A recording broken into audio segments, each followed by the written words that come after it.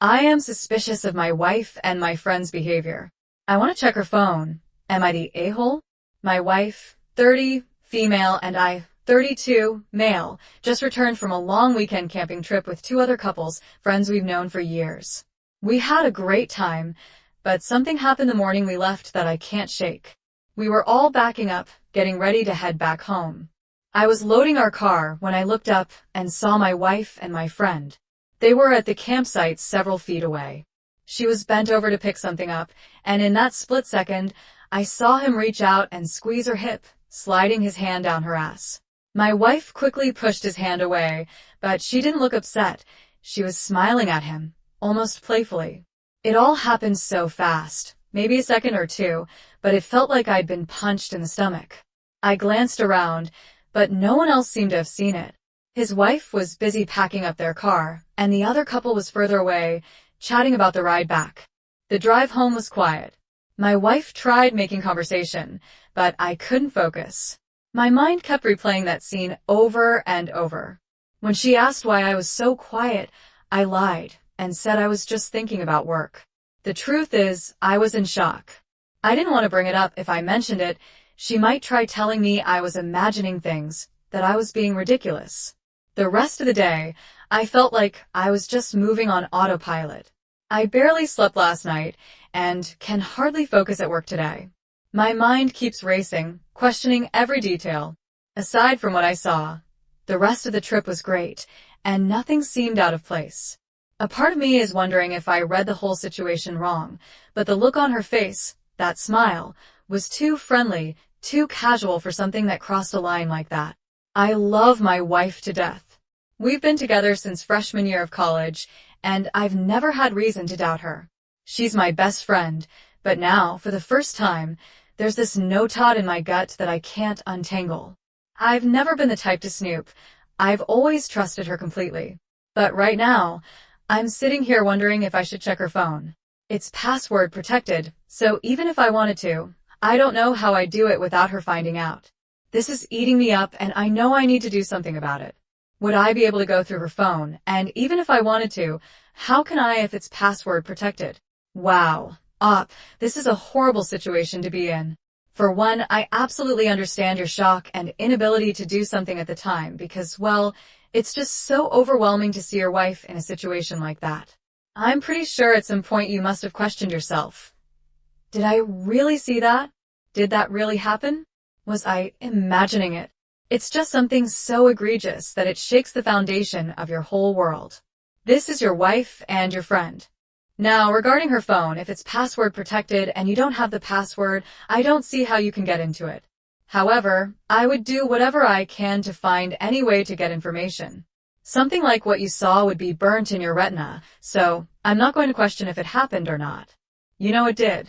So, in general, I'd be very vigilant about how she uses her phone and how she acts around it.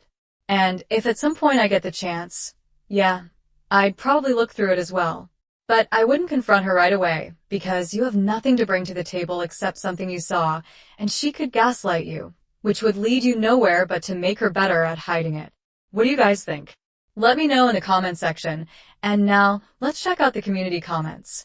Impossible Dark 7044 says, you do what you have to do to get the information you need.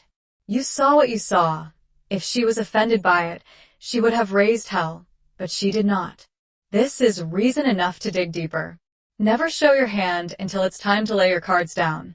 Information is the best defense you will have against what will likely be lies and downplaying what you saw. Screw that, talk to her first. Crap. All you will do is make her go even deeper into secrecy. I say act now before your behavior becomes more suspicious to her, and she deletes whatever evidence might be there. New Patriot says, don't confront her right away. You need to get more information. Voice-activated recorders and hidden micro cameras can help gather more information. I don't need to tell you that what you witnessed is far beyond the actions of just friends. It's been going on for some time. Good luck. Electrical Sun says, the friend is the weakling. Go hard on the friend, corner him solo, and tell him you know. And if he doesn't man up and level with you honestly, and give you his version of how it all started and went on, you'll tell his wife and go public right now, and destroy every stitch of his life. You still should, but that should get the story flowing. Once you have that, go nuclear on the wife. F both these a-holes. I'm raging inside, imagining the scenario. Alright, so the community agrees that Opie would not be the a-hole and that he should try to get that information now. Opie has given us 5 different updates, so I'm going to bundle up the first 4 for you, and then the last one, which is longer, is the final update. Update 1. Found her iPad didn't have a password, so I got in, and it is still connected to her phone. She has Telegram on it. They've been chatting on there. I am still going through the messages, but she is cheating. I am not falling apart yet. I'm trying to keep it together to make the correct next move without effing this up. What do? Do I confront her when she gets home? Do I go to his house and confront him? Please help. Update 2. Thank you all for your advice. I didn't tell her anything. I have locked myself up in my home office under the pretense of needing to catch up on work. She is not suspicious. I kept the iPad with me. She hasn't used it in so long she won't even know it's missing. I took pictures of all their messages using my phone as a safety measure as well. They have been chatting for at least 8 months, as far as I can tell. Telegram is their main communication channel. It seems they've sent each other nudes, sex messages, and are making plans to make their relationship official after leaving me and his wife. I can't believe she would do this to me. From the messages I saw, she had sent him a sexy, suggestive photo of herself on her way to the gym earlier this evening. And when she got back home, she started kissing me, wanting sex. I declined, saying I needed to get work done. I am confused right now and unable to think clearly, so I will follow the advice I am offered here. Lawyer, gather evidence. I will work on those. I also saw several comments advising me to separate my finances from hers. We co-own the apartment we live in and have joint bank accounts. My parents died in a car crash 2 years ago and left me a large inheritance, which she knows about. She does not have access to the money in that fund. Is there anything I need to do to protect myself there if it comes to that point? We don't have kids yet. Update 3. I work from home sometimes and didn't have any meetings this morning, so I spent it researching and calling lawyers. I have 2 consultations lined up for tomorrow, but the majority couldn't book me until next week. I will tell his wife and show her proof as soon as I settle on a lawyer and get myself covered first. Once she's been informed, I will give her time to get her affairs in order and secure a lawyer if that's what she wants to do before I decide what to do next, such as confronting my wife. I don't understand how I'm feeling. I am not angry for some reason, more numb, maybe sick and nauseous when I think of the messages I've read, especially the sex messages. I just feel like I am just doing the things that I need to be doing right now, but it's almost like I'm living somebody else's life. I don't know how long I can keep up the poker face without her noticing something is up. Thanks for your messages and support. Update 4. Guys, I am humbled by all the messages and advice I received. Not much has happened since yesterday, just keeping myself busy with work and the gym. The anniversary of my parents' passing is coming up in about a month, and she obviously knows this. So when she asked why I seemed off, I just told her I was thinking about them. I have consultations with several lawyers lined up, most next week, a few this afternoon. I will update after I settle on a lawyer and know what my options are. Alright, so that was about 2 weeks ago. Now we're going to move on to the final update. I found a hell of a lawyer who managed to draft my divorce papers within days, which were filed this morning. I am in a no-fault jurisdiction, which meant all the evidence of the infidelity, which I had gathered, can't be used in court. The good news is that my inheritance is safe because I didn't use the money for marital expenses. Our condo was a wedding gift, but by both our parents, each side contributed 50% to the down payment. So, one of us will have to buy the other out or we both sell it. I called my ex-friend's wife on Saturday and asked to meet her for coffee. I chose that day because, ironically, her husband and my wife had gone on an overnight trip together.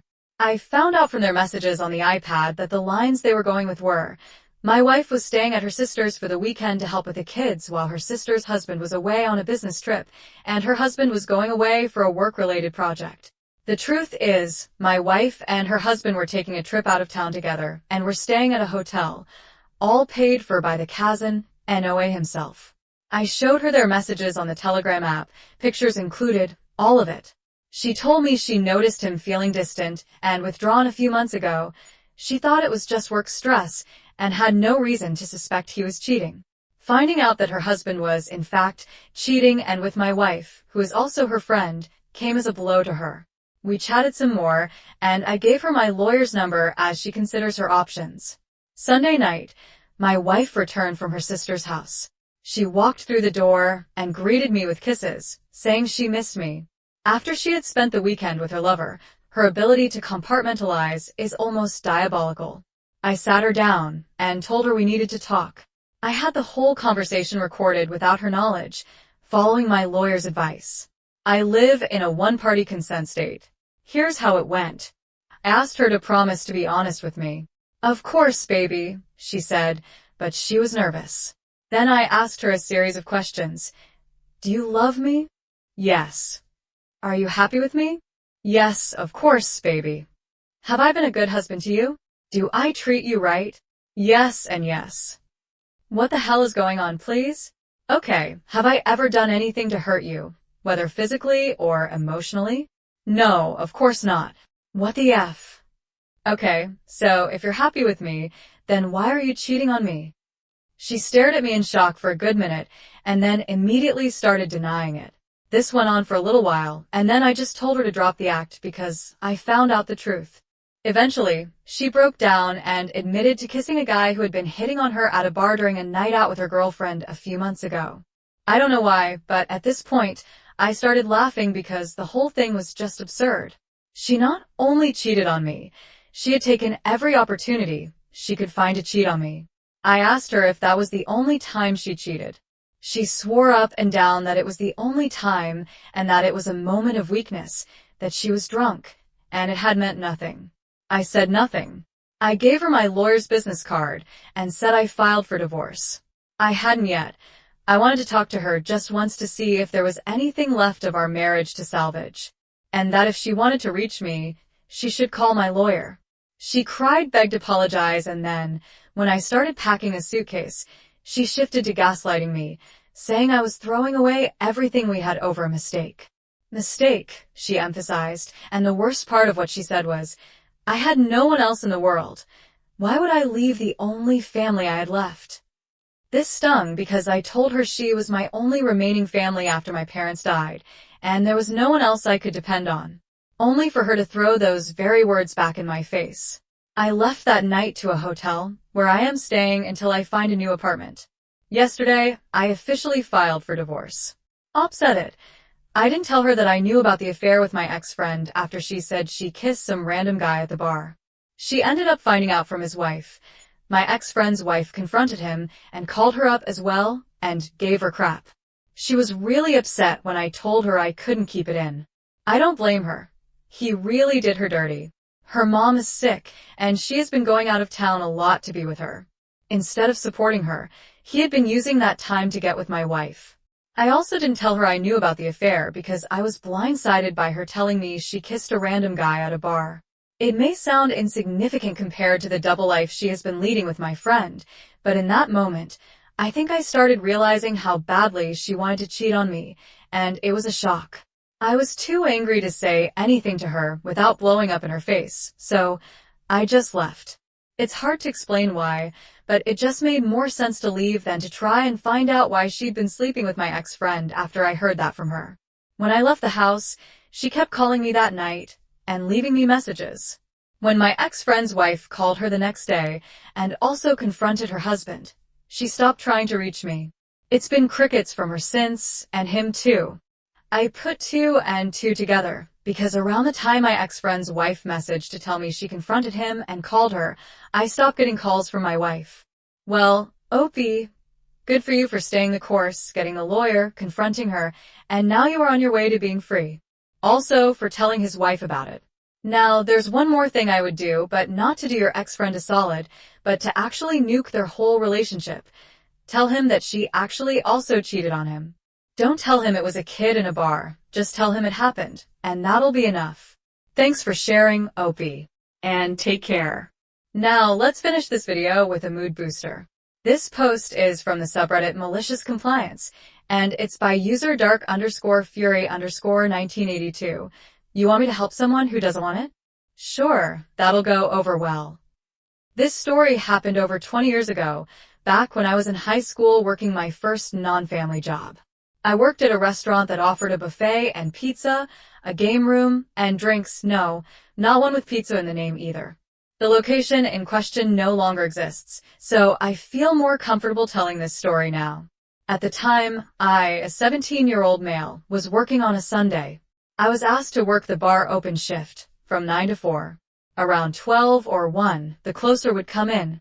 I was able to do everything except pour alcohol and register for sales related to alcohol, no big deal. Football comes on, Packers versus Cowboys. And soon, the closer came in. She was in her 30s, had some sort of disability, given a speech impediment, but I neither knew what it was, asked, or even cared about it.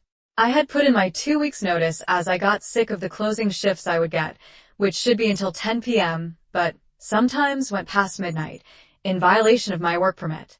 The closer comes in during a slow period and tells me she's got it handled for now. Great, that leaves me with nothing really to do. So, I pick up a tub and start bussing tables, cleaning them for those who may not know. We have 2 managers on duty that day, one I liked, M, and one I didn't like so much. Let's call him Rob. Screw you, Rob. M sees me buzzing and asks what I'm doing, so I let her know what happened. She sees the bar area getting behind with dirty glasses to be cleaned, along with a long line of customers, and asks me to go back to help. I figure I'll do the glasses and let her handle the customers that way. It's less stress for her. I get there and get going on glasses, and after a few, she sternly tells me she had it under control. I explain that I was asked by the manager to help out over here. She angrily says, "I'm not needed here." This left me puzzled, but I went back to buzzing tables as I couldn't find any manager at the time. A couple of minutes later, Matt sees me and sternly asks me why I wasn't doing what I was told.